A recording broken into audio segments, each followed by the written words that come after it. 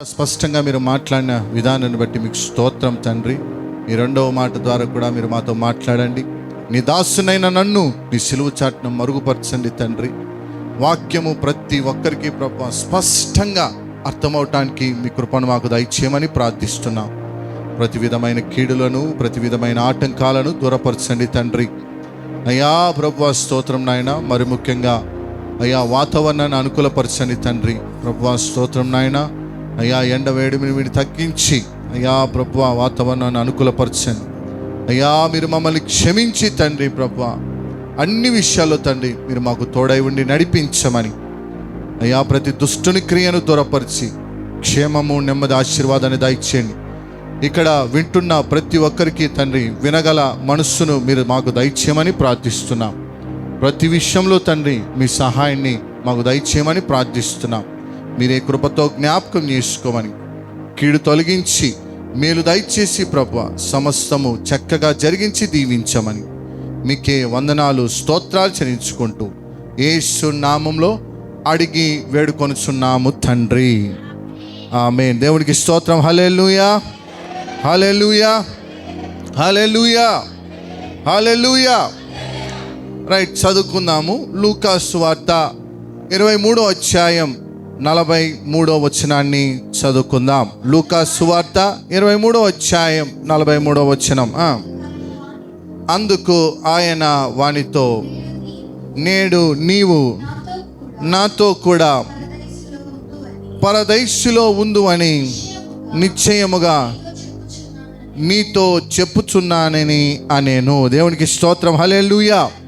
యేసు ప్రభు ఒక దొంగతో ఈ మాట చెప్తున్నాడు. నేడు నీవు నాతో కూడా పరదైస్సులో ఉందువని చెప్పుచున్నాడు. ప్రియ సహోదరి సోదరా, ఒక దొంగను యేసు ప్రభు క్షమించటం ఏంటి?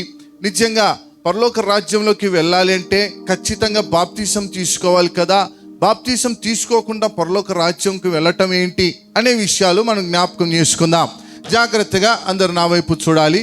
నిశ్చయముగా నీవు నేడు ఎక్కడ ఉంటావని చెప్పాడు?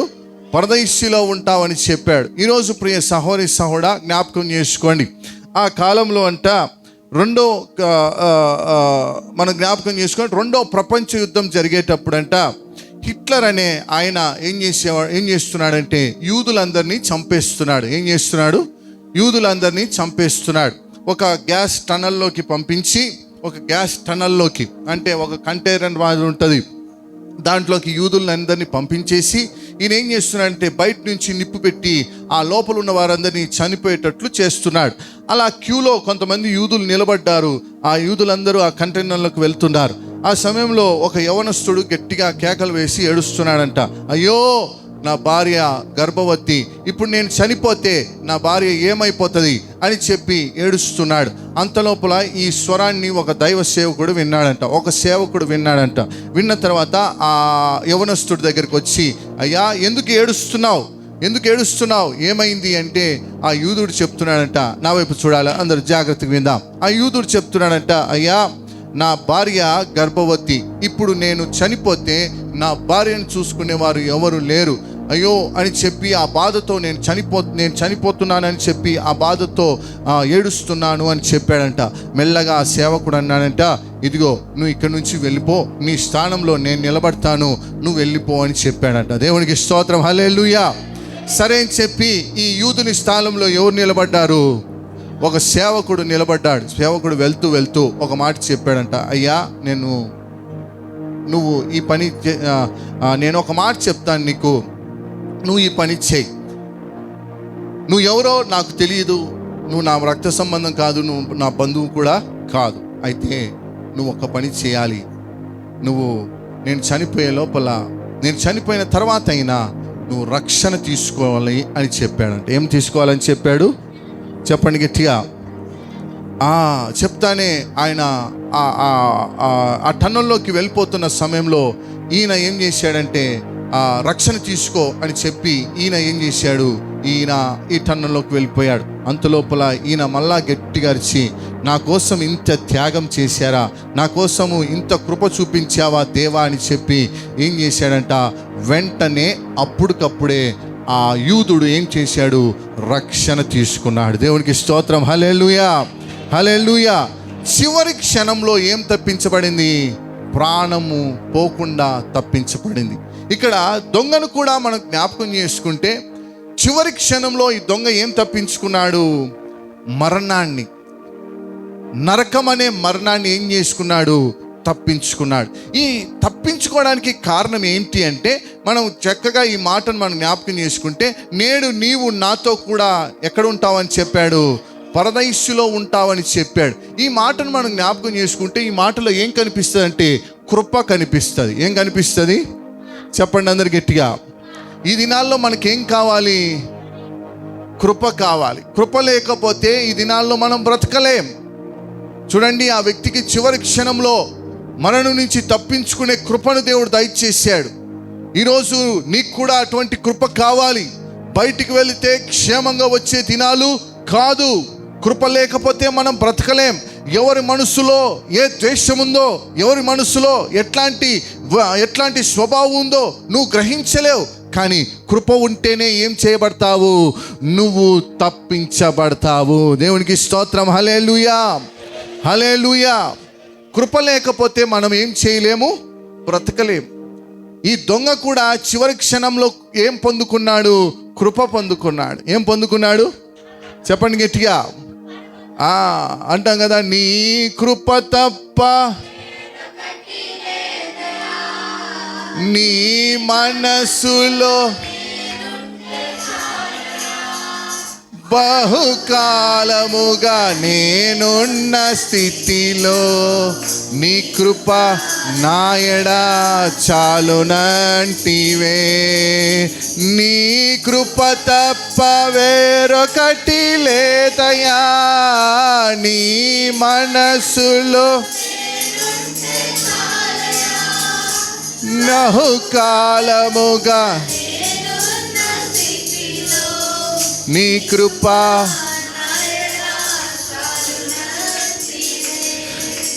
నీ అరచేతిలో నన్ను చెక్కుకొంటివి.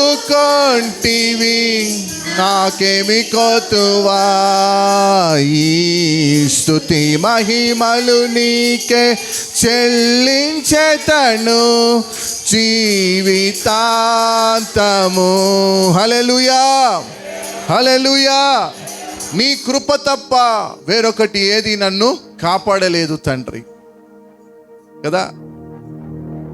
రాత్రికాల సమయంలో మేము ఉదయం కాలం అయ్యేసరికి మా గృహానికి చేరతామని రాత్రి చాలా మంది బస్సు ఎక్కి ప్రయాణమయ్యారు.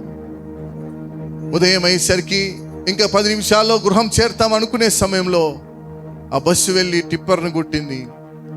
ఆ టిప్పర్లో ఆ బస్సుకు మధ్యలో మంటలు చెలరేగి దాదాపు 18 మంది చనిపోయారు. వాళ్ళు అనుకున్నారా మేము చనిపోతామని? అనుకోలే. ఎవరు చనిపోతామని అనుకోరు. కానీ ప్రియ సహోదరి సహోదరా, నీవు నేను మనం తప్పించబడుతున్నామంటే నిజంగా ఎవరి కృప? దేవుని యొక్క మహాకృప. దేవునికి స్తోత్రం. హల్లెలూయా, హల్లెలూయా. ఇంత గొప్ప కృపలో మనం నడుచుకోవాలంటే మనం ఏం చేయాలి? ఏం చేస్తే దేవుని కృప మన పైకి వస్తుందో మనం జ్ఞాపకం చేసుకుందాం. చదవండి, లూకా సువార్త 23వ అధ్యాయం 40వ వచనాన్ని చదువుకుందాం. అయితే రెండవ వాడు వాని గద్దించి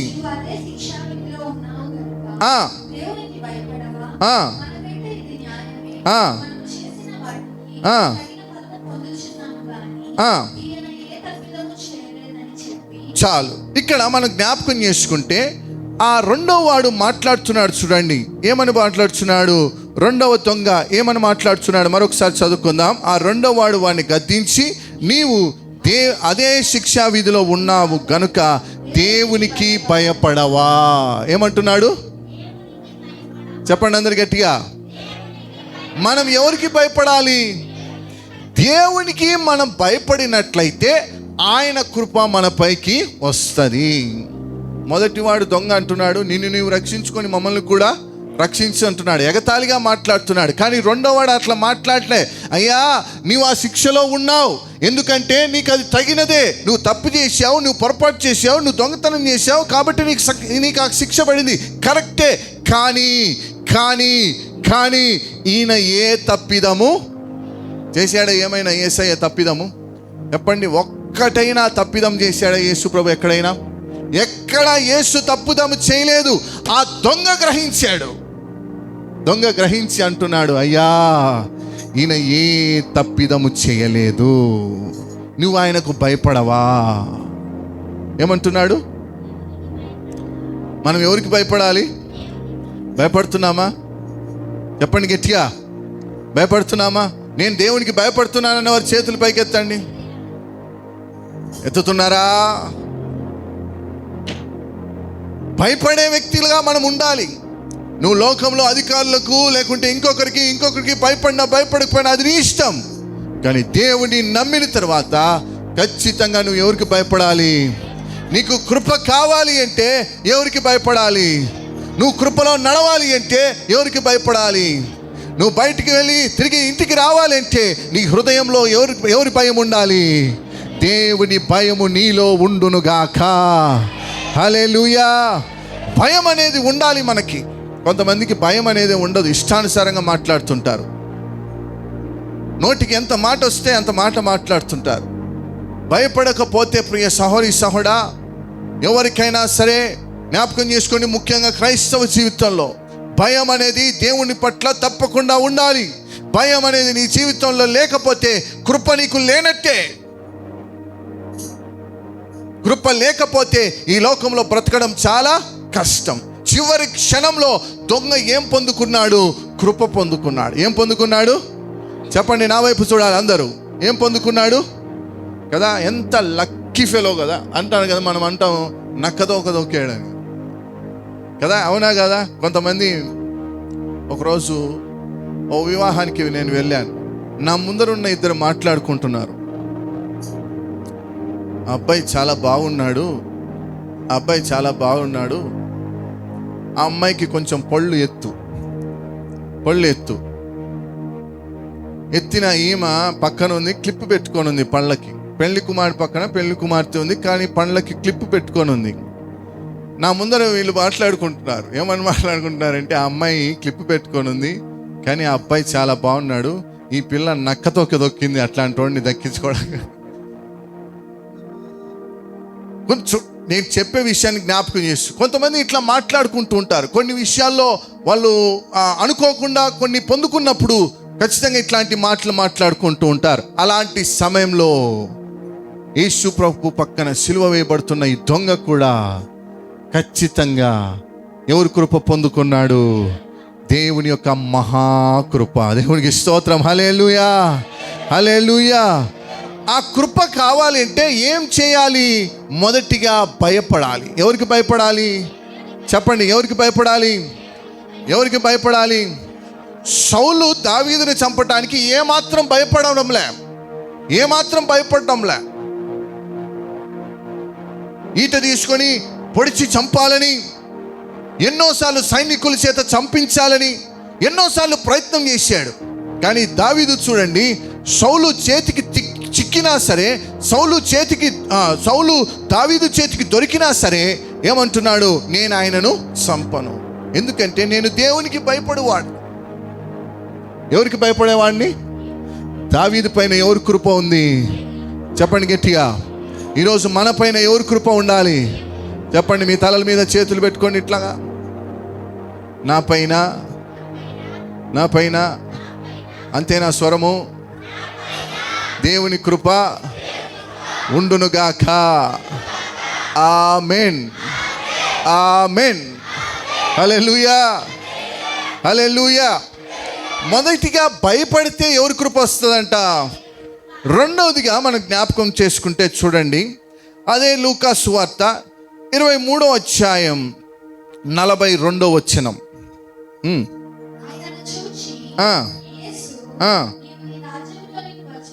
నీవు నీ రాజ్యంలోనికి వచ్చినప్పుడు నన్ను జ్ఞాపకము చేసుకోనమనేను. దేవునికి స్తోత్రం. హల్లెలూయా.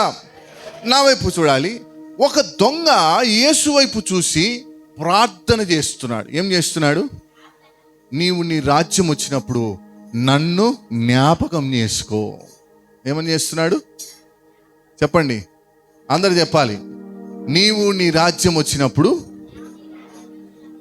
నన్ను జ్ఞాపకం చేసుకో. ఇది ప్రార్థన కాదా? చెప్పండి, ప్రార్థనే కదా. సొలొమోను కూడా ప్రార్థన చేస్తున్నాడు. చూడండి, బైబిల్ గ్రంథాన్ని తెరుస్తాం. మొదటి రాజుల గ్రంథము. సొలొమోను రాజు ప్రార్థన చేస్తున్నాడు. మొదటి రాజుల గ్రంథము 3వ అధ్యాయం 6వ వచనాన్ని వినిపించండి. సొలొమోను ఈలాగు మనవి చేశాను, నీ దాసుడను నా తండ్రి అయిన దావీదు నీ దృష్టికి అనుకూలముగా సత్యమును నీతిని అనుసరించి యథార్థమైన మనస్సు గలవాడై ప్రవర్తించెను గనుక నీవు అతని ఎడల పరిపూర్ణ కటాక్షమగు పరిచి ఈ దినమునున్నట్లుగా అతని సింహాసనం మీద అతని కుమారుని కూర్చొనబెట్టి అతని యందు చూడండి, అతని యందు మహాకృపను చూపించి ఉన్నావు. దేవునికి స్తోత్రం, హల్లెలూయా. సొలొమోను దేవుడిని విజ్ఞాపన చేసుకుంటున్నాడు, ప్రార్థన చేస్తున్నాడు. నా వైపు చూడాలి అందరూ. ప్రార్థన చేస్తున్నాడు. ఏమని ప్రార్థన చేస్తున్నాడు? అయ్యా, నా తండ్రికి నీవు తోడుగా ఉండి నీ కృప చూపించి చక్కగా పరిపాలన చేయడానికి అవకాశం దయచేసావు. అదే కుర్చీలో ఇప్పుడు ఎవరిని కూర్చోబెడుతున్నావు? నన్ను, అంటే సొలొమోన్ని. ఎవరిని కూర్చోబెడుతున్నావు? నా తండ్రి కూర్చొని పరిపాలించిన ఆ కుర్చీలో నన్ను కూర్చోబెడుతున్నావు. ఇప్పుడు నాకు కూడా, నేను ఆ సింహాసనంలో కూర్చున్న తర్వాత నాకు కూడా ఏం కావాలి? నీ మహాకృప. చెప్పండి అందరు గట్టిగా, దీర్ఘం తీయండి. మహాకృప. మళ్ళొకసారి మహాకృప. ఎవరికి కావాలి చెప్పండి? దావీదుకి సొలొమోనుకే కావాలి, మాకొద్దు. మనకు కూడా ఎవరికి ఏం కావాలి? మహాకృప. మీరు కూడా తల్లిగా తండ్రిగా మీరు చేయాల్సిన ప్రయోజనం ఏంటో తెలుసా? యథార్థమైన దేవుణ్ణి నిన్ను తెలుసుకున్నాను తండ్రి. ఇంతకాలం నీ సన్నిధానంలో నేను నడిచాను నాయన. కష్టమైన నష్టమైన నువ్వు నన్ను నడిపించావు తండ్రి. నాకు నీ కృపను దయచేసావు తండ్రి. నా తర్వాత నా పిల్లలు కూడా నీ మహాకృపలో నడచాలి తండ్రి అని ప్రార్థన చేయాలి. చివరి క్షణంలో దొంగ కృప పొందుకొని రక్షణ పొందినట్లుగా నీవు నీ పిల్లలు కూడా రక్షణ మార్గంలో నడవాలి. నీకు తెలియని ఒక విషయం ఏంటంటే, చనిపోతే తక్కడో బిక్కడో అవ్వదు. ఖచ్చితంగా నరకం అనేది ఒకటి ఉంటుంది. ఆ నరకంలో తీర్పు జరిగిన తర్వాత పడిపోవాలి. అగ్ని ఆరదు, పురుగు చావదు. అట్లాంటి భయంకరమైన నరకంలో పడిపోకుండా నీవు ప్రార్థన చేయాలి. అయ్యా, నాకైతే నీకు మహాకృపనిచ్చావు తండ్రి, నా పిల్లలకు కూడా నీ మహాకృపను దయచేయనైనా అని విజ్ఞాపన చేసుకుంటే దేవుడు నీకు కూడా కృపను అనుగ్రహిస్తాడు. హల్లెలూయా, హల్లెలూయా. నిజంగా సొలొమోను ఈ ప్రార్థన చేసిన తర్వాత సొలొమోనుతో దేవుడు అంటాడు, సొలొమోను, నువ్వు రాజ్యము, ఐశ్వర్యము, ఘనతో ఇంకా ఏదన్నా అడుగుతావేమో అనుకున్నా, కానీ నువ్వు కృపను అడిగావు చూడు, పడిపోయినాయ్యా నీకు నేను ఏమంటాడు, ఫిదా అయిపోయామయ్యా. సొలొమోనుతో అదే అంటున్నాడు. కాబట్టి నువ్వు కృపను అడిగావు కాబట్టి కృపతో పాటు ఇంకా నేనేమిస్తానో చూడండి. చూడండి 11వ వచనంలో చూడండి. దేవుడు అతనికి ఇలాగు సెలవిచ్చాను, ఐశ్వర్యమునైను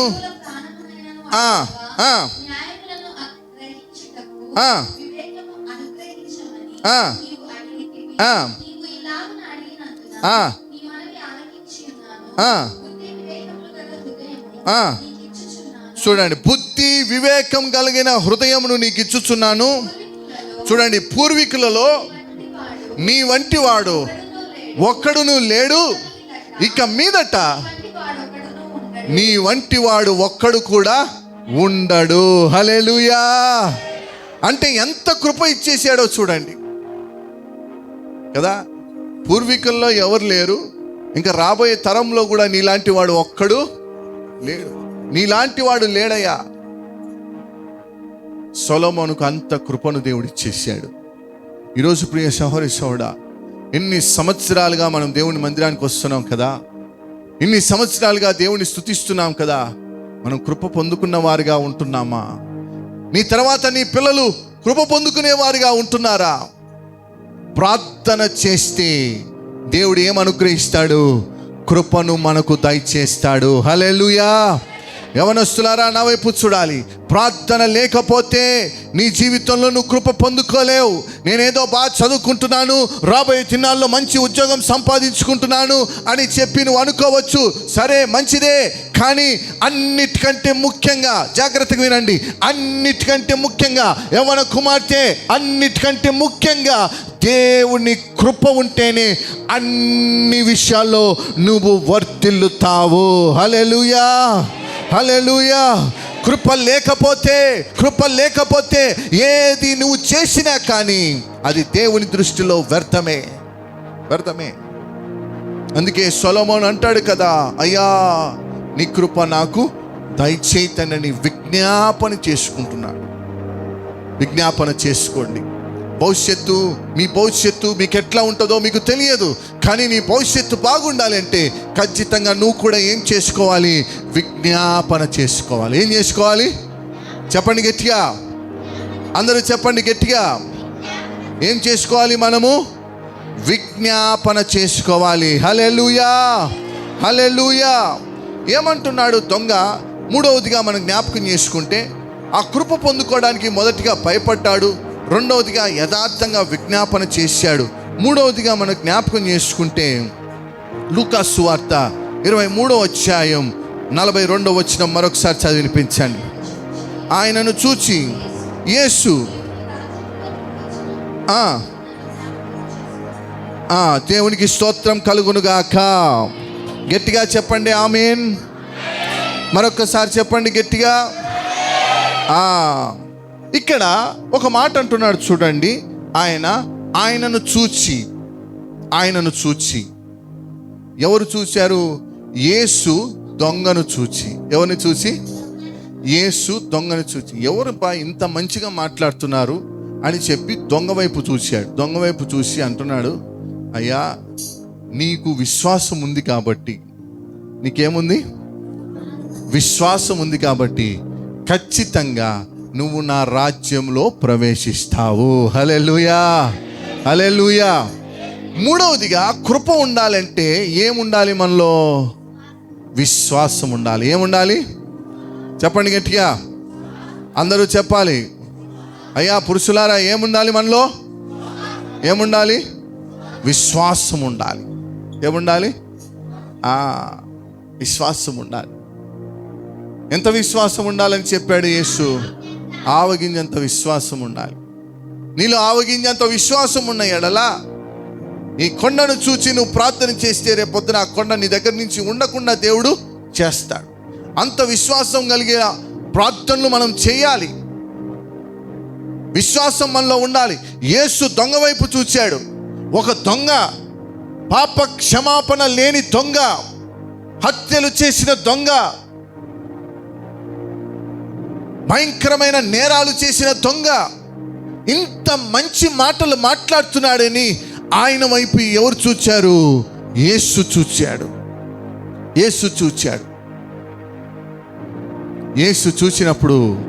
యేసు చూచినప్పుడు గమనించండి, విజ్ఞాపన చేస్తున్నాడు ఆ దొంగ. విజ్ఞాపన చేస్తూ ఏం చేస్తున్నాడు? కన్నీరు గార్చి ప్రార్థిస్తున్నాడు. ఏం చేస్తున్నాడు? కన్నీరు ఎప్పుడైతే వచ్చిందో ఆ నీటితోనే ఆయనకు బాప్తిసం అయిపోయింది. ఆ శిలువ పైనే ఆ నీటితోనే బాప్తిసం అయిపోయింది. ఆయన బాప్తిసం తీసుకున్నాడు. వెంటనే ఆయన విశ్వాసంలో చూచాడు.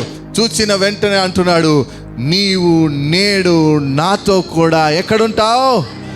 చెప్పండి గట్టిగా, ఎక్కడుంటావు? హల్లెలూయా, హల్లెలూయా. ఎంత మహాకృప! నిజంగా ఇట్లాంటి కృపలో మనం కూడా ముందుకు సాగాలి. చూడండి, ఆ శిలువ పైన ముగ్గురు మధ్యలో ఈ సంభాషణ జరుగుతూ ఉంది. ఒకడేమో ఎగతాళి చేస్తున్నాడు, ఒకడేమో ఆయనకు భయపడవా అని అడుగుతున్నాడు. యేసేమో వీరిద్దరి సంభాషణ వింటూ ఉన్నాడు. అటుపక్కరు ఇటుపక్కరు సంభాషణ వింటూ ఆఖరికి ఒకడేం చేశాడంటే యేసుతో పాటు ఎక్కడ చేరుకున్నాడు? పరదైస్సులో చేరుకున్నాడు. హల్లెలూయా, హల్లెలూయా. నీవు నా తోడు ఉన్నావయ్యా, నాకు భయమేలా నా యేసయ్యా. కొట్టు చప్పట్లు. నీవు నాలోనే ఉన్నావయ్యా, నాకు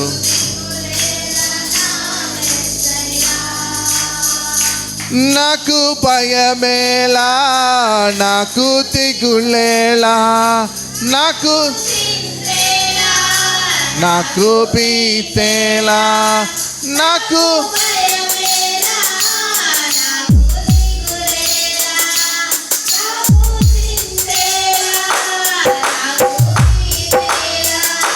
నీవు నా తోడు ఉన్నావయ్యా, నాకు భయమేలా నా యేసయ్యా, నీవు నాలోనే ఉన్నావయ్యా, నాకు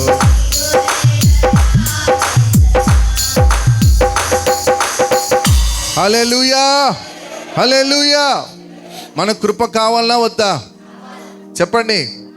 యథార్థమైన మనసుతో చెప్పాలి. మనము ఇతరులను క్షమించేటప్పుడు ఎలా క్షమించాలంట? హృదయపూర్వకంగా క్షమించాలి. మనల్ని దేవుణ్ణి అడిగేటప్పుడు కూడా ఎలా అడగాలి? యథార్థమైన హృదయంతో హృదయపూర్వకంగా ఎవరిని అడగాలి? దేవుణ్ణి అడగాలి. నీ కృప నాకు, చెప్పండి, నీ కృప నాకు. దేవునికి స్తోత్రం. హల్లెలూయా, హల్లెలూయా.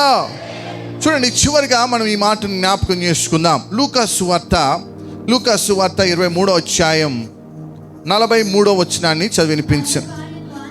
అందుకు ఆయన వాడితో, నేడు నీవు నాతో కూడా పరదైస్సులో ఉండు అని నిశ్చయముగా చెప్పుచున్నాను. దేవునికి స్తోత్రం. హల్లెలూయా.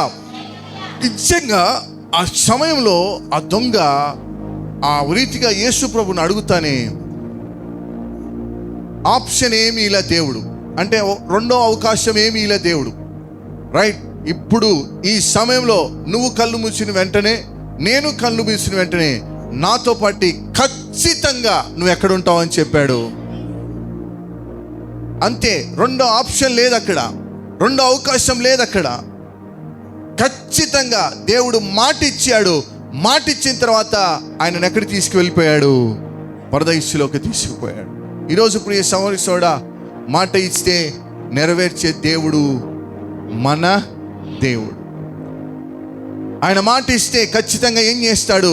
నీ జీవితంలో ఆయన నెరవేరుస్తాడు. ఆయన మాటను పొందుకునే అర్హత కావాలి అంటే నీకు ఏముండాలి? కృప ఉండాలి. ఏముండాలి? చెప్పండి గట్టిగా. ఎగ్జామ్స్లలో చూస్తారు, మార్క్ లిస్ట్ చూస్తారు, వీళ్ళు అర్హులా కాదా అని కదా. ఇప్పుడు 5th నుంచి 6th క్లాస్కి వెళ్ళాలనుకోండి, 5th నుంచి 6th క్లాస్కి వెళ్ళాలనుకోండి, 5th క్లాస్ ఖచ్చితంగా ఏమవ్వాలి? ఫెయిల్ అవుతే పోతారా?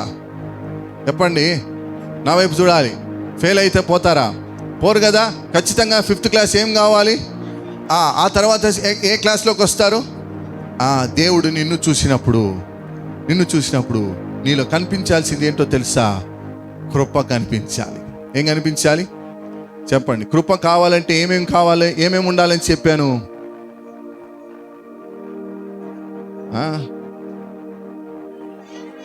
వినపడలా? మొదటిగా ఏమి ఉండాలి? దేవునికి భయపడే వ్యక్తిగా ఉండాలి. రెండవదిగా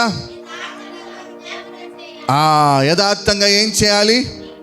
విజ్ఞాపన ప్రార్థన చేయాలి. ఏం చేయాలి? మూడవదిగా నీలో ఏముండాలి? చెప్పండి, ఏముండాలి? పురుషులందరూ సైలెంట్గా ఉన్నారు. ఏముండాలయ్యా పురుషులారా? ఏముండాలి? విశ్వాసం ఉండాలి.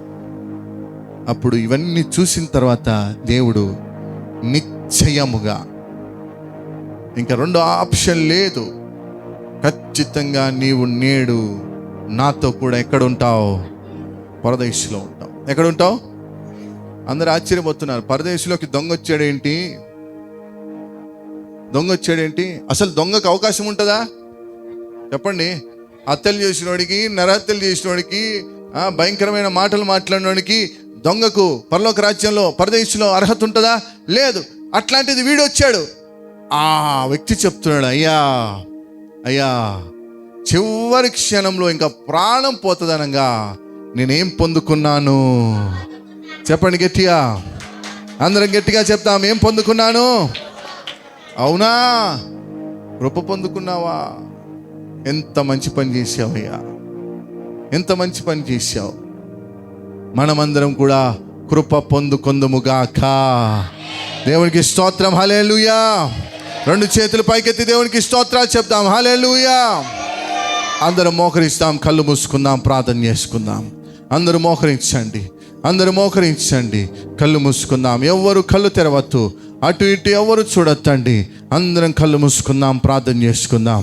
రెండు చేతులు పైకెత్తి, ప్రభువా, దొంగకు అవకాశం కలిగించినట్లుగా నాకు కూడా అవకాశం దయచేయండి తండ్రి, నాకు కూడా అవకాశం దయచేయండి తండ్రి అని చెప్పు. నోరు తెరిచి చెప్పండి, యేసయ్యా నీ కృప నాకు కావాలి నాయనా, నీ కృప నాకు కావాలి యేసయ్యా, నీ కృప నాకు కావాలి యేసయ్యా, నీ కృప తప్ప నాకు వేరొకటి లేదు తండ్రి. అయ్యా నీవే ప్రభువా నాకు ఆధారం నాయనా. నీకు భయపడే వ్యక్తిని నేను తండ్రి, యథార్థమైన మనసుతో ప్రార్థన చేసేవాడిని తండ్రి, విశ్వాసం కలిగిన వాడను తండ్రి. నాకు కాకపోతే ఇంకెవరికి తండ్రి కృప నాకు దయచేయి నాయనా. చెప్పండి, ప్రతి ఒక్కరు కళ్ళు మూసుకొని చెప్పండి, యేసయ్యా నీ కృప నాకు దయచేయి యేసయ్యా, నీ కృప నాకు దయచేయి యేసయ్యా. చెప్పండి, మనస్ఫూర్తిగా చెప్తున్నావా?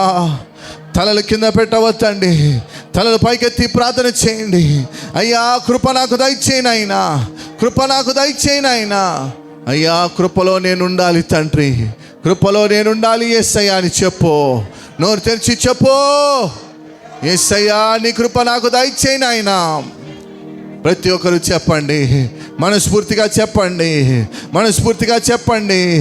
ఈ అవకాశం నీకు మళ్ళా రాకపోవచ్చు, రేపనే దినం నీది కాకపోవచ్చు. ఈ దినమే నువ్వు భయపడు, ఈ దినమే యథార్థంగా మనవి చేయి, ఈ దినమే విశ్వాసంలో ముందుకు సాగు. రేపు నీది కాదు సహోదరుడా, రేపు నీది కాదు. కాబట్టి ఈ సమయంలోనే విజ్ఞాపన చేయి, ప్రార్థన చేయి. నీ కృప తప్ప వేరొకటి లేదయా, నీ మనస్సులో నేనుంటే చాలయా. బహుకాలముగా నేనున్న స్థితిలో నీ కృప నాయడా చాలునంటివే. నీ కృప తప్ప వేరొకటి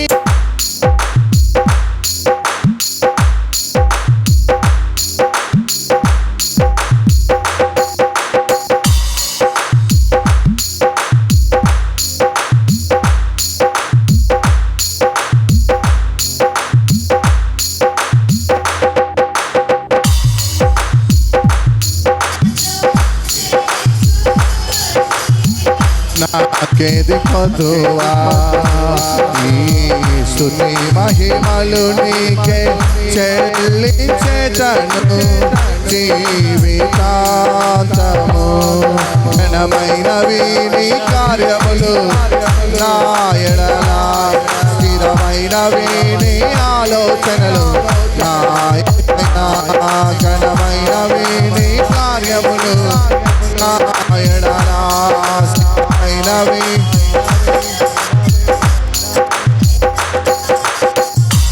ప్రభువుకు స్తోత్రం తండ్రి. నీ కృపలో మేము సాగిపోవాలి తండ్రి. ఏ ఒక్కరు వ్యర్థమైన మనస్సుతో ఉండకుండా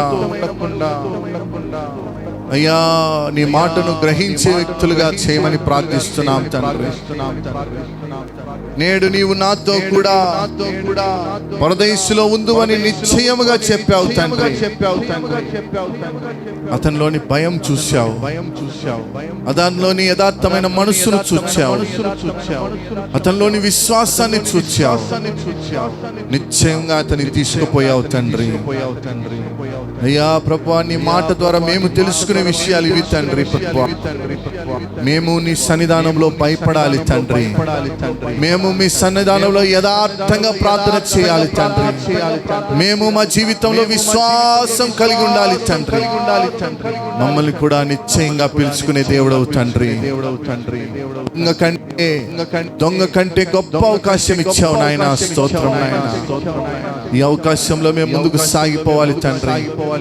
అయ్యా, క్షమించే మాట గురించి మాతో మీరు మాట్లాడారు. రెండవ మాట దొంగ గురించి మీరు మాతో మాట్లాడారు. అయ్యా, కృపలో మిమ్మల్ని తండ్రి నడిపిస్తానని చెప్పావు నాయన. అయ్యా, మమ్మల్ని కృపలో నడిపించండి. ప్రతి ఆటంకాన్ని దూరపరచండి. వాక్యం విన్న ప్రతి హృదయాన్ని మీరు తాకండి నాయన. మీరే బలపరిచి నడిపించమని, ఇంకా జరగవలసిన కార్యక్రమంలో తోడుగా ఉండి నడిపించమని యేసు నామములో అడిగి వేడుకొనుచున్నాము తండ్రి. ఆమేన్, ఆమేన్.